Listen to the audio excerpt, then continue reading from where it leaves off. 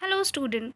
So today we are back with a new video, and in this video we are going to read the poem The Squirrel, which is from class 7th Honeycomb NCRT. And in this poem we are having little explanation and we will discuss the summary. Before starting the poem, I would like to tell you that please subscribe my channel to get notified for more chapter related or more book related videos. Okay, so now we are going to continue the poem. Let's start with the introduction. What is there?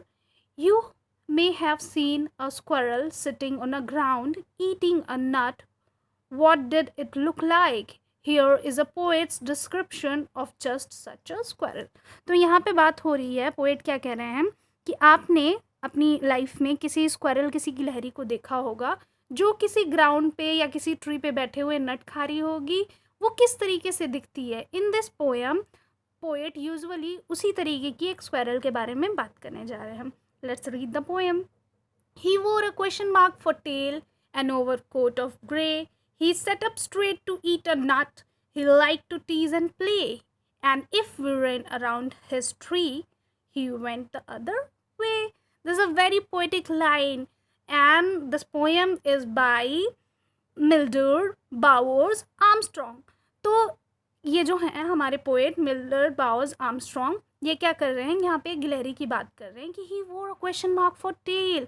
तो उसकी जो tell होती है वो किस तरीके से होती है? क्वेश्चन मार्क में होती है. एंड ओवर के कोट ऑफ ग्रे, और उसकी जो स्किन होती है वो ओवर कोटेड होती है किस कलर में? ग्रे, ग्रे कलर में. He set up straight to eat a nut. वो एकदम स्ट्रेट बैठती है, अपने आप को एकदम स्ट्रेट रखती है, किस लिए?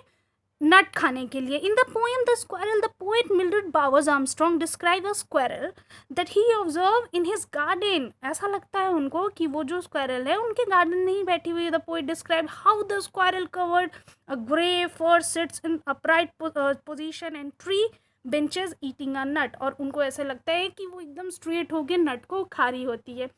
ही like to tease and play. And if run around his tree he went the other ways. जो स्क्वायरल होती है उसको टीज करना और उसके साथ खेलना बहुत ही ज़्यादा पसंद होता है, लेकिन जब हम उसकी तरफ जाते हैं, whenever we run around his tree he would run to other side of the tree. तो यहाँ पे पोएट क्या बोल रहे हैं? The poet tells us about the nature of the squirrel, कि स्क्वायरल का क्या नेचर होता है. वो बहुत ही इनोसेंट तरीके से, बहुत ही नॉटी तरीके से उनको टीज करना और उनके साथ प्ले करना उनको बहुत ज़्यादा पसंद होता है. तो इस तरीके से जो पोएट है नेचर्स को डिफाइन करते हुए यहाँ पे बात कर रहे हैं स्क्वायरल की. तो यहाँ पे हमें दो चीज़ को ध्यान में रखना है कि यहाँ पे जो पोएट हैं एक स्क्वायरल को किस तरीके से डिनोट कर रहे हैं?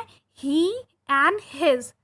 The writer and the poet is using he and his to indicating the squirrel instead of it.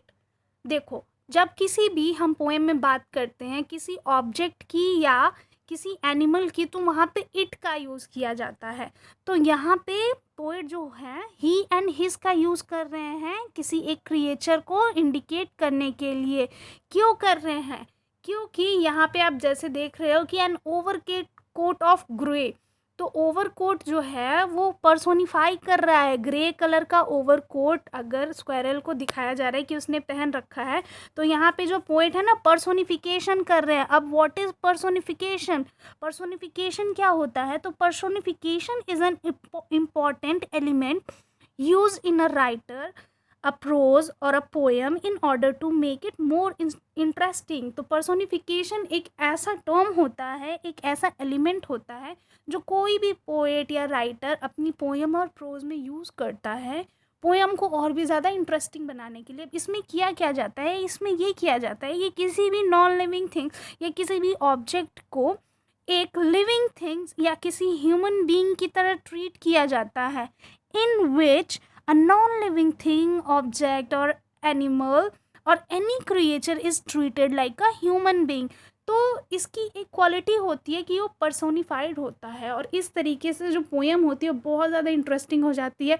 और पोएट जो होता है नेचर्स की ब्यूटी को इसमें इंडिकेट करता है, और पोएम को बहुत ही ज़्यादा इंटरेस्टिंग बनाते हुए डिस्क्राइब करता है, जिससे पढ़ने में भी और जो रीडर होते हैं उनको रीड करने में भी, समझने में भी बहुत ही ज़्यादा इन्जॉयफुल लगता है, और पोएम की एक बहुत ही अच्छी समरी और मीनिंग निकल के आती है।